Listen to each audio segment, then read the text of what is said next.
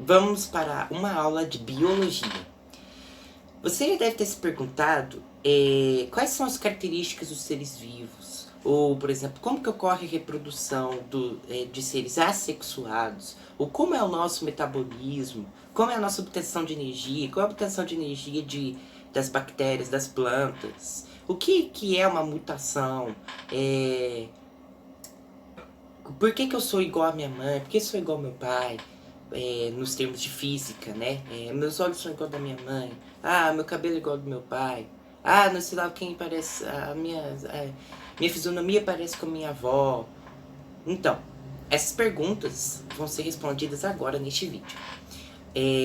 Nessa aula de biologia nós vamos falar sobre as características dos seres vivos. E elas são essenciais para a vida desses seres vivos, desses indivíduos. E a primeira delas que nós vamos falar aqui é reprodução.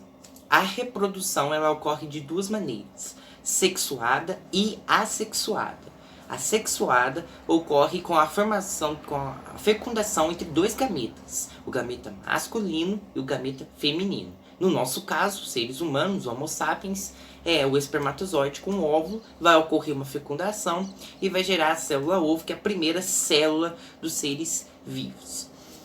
Já na reprodução assexuada, que ocorre mais em protozoários, bactérias, seres vivos desse exemplo, dessa classe, nós podemos dizer que eles...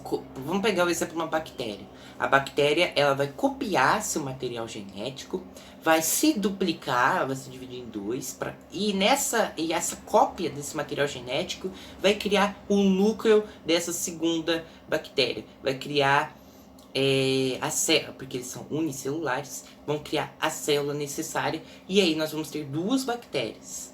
E essa é a reprodução assexuada, através da cópia do material genético. A reprodução sexuada é a união de dois gametas, um feminino e um masculino. Outra característica dos seres vivos que é muito importante nós citarmos é a mutação. A mutação é a modificação da molécula de DNA, que é provocada por meio de alterações nos genes ou nos cromossomos.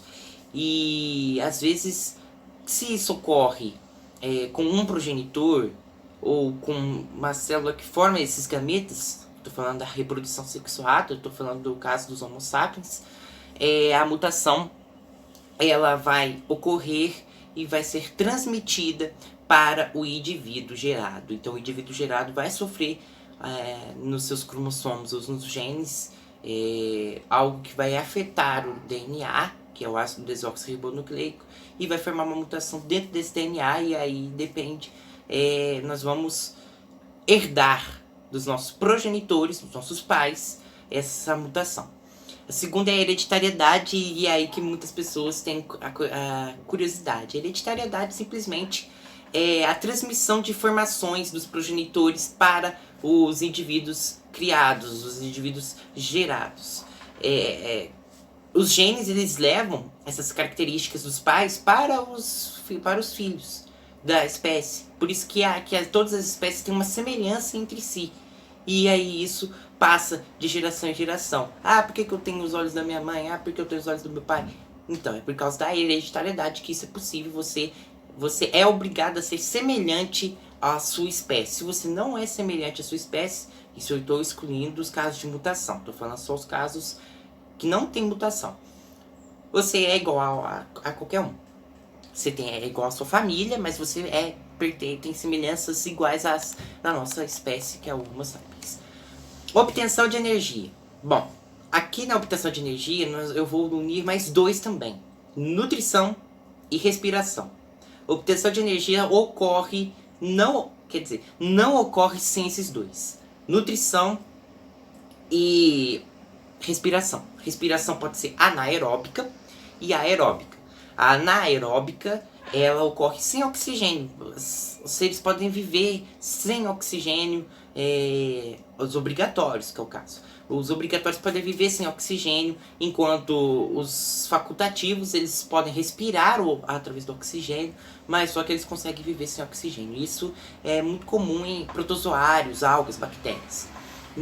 Já a aeróbica é o nosso caso. Nós dependemos de oxigênio para tudo. Nesse caso, o ar da nossa Terra, que é nitrogênio, oxigênio e outros gases. Mas nós precisamos principalmente do oxigênio para oxidação de certas substâncias, principalmente no caso das plantas. A nutrição nada mais é do que a alimentação, no caso. E você pode ter seres vivos que podem ser autotróficos e seres vivos como nós, Homo sapiens, heterotróficos. Autotróficos podem ser dois tipos, como as plantas que realizam fotossíntese. A fotossíntese é um exemplo de obtenção de alimento por si mesmo. Você mesmo produz seu alimento e você fica saciado, que é o caso das plantas. A fotossíntese pega a luz do sol, pega o gás carbônico, vai lá, junta glicose, faz tudo, devolve como oxigênio e aí elas estão sendo nutridas. Já os seres heterotróficos somos nós. Nós nos alimentamos de matéria orgânica. Nós não conseguimos produzir o nosso próprio alimento. E, portanto, a gente não consegue fazer fotossíntese nem quimiossíntese, que vai ser um assunto explicado muito mais pra frente. O metabolismo é muito importante para nós, seres vivos, porque o metabolismo nada mais é do que as reações químicas que ocorrem dentro das substâncias do nosso corpo. Elas possuem dois tipos, o anabolismo e o catabolismo. O anabolismo é a criação de moléculas complexas através de uma molécula simples. E o catabolismo, ele é o contrário. É a quebra de moléculas complexas para uma simples, ou várias simples.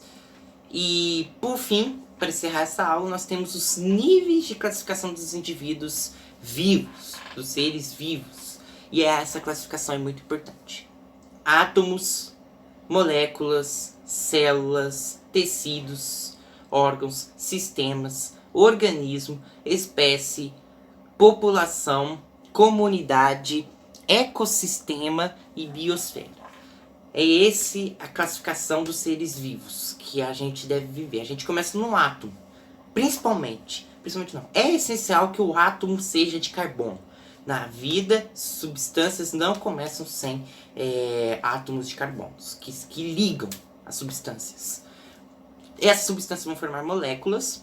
Essas moléculas vão formar as nossas células.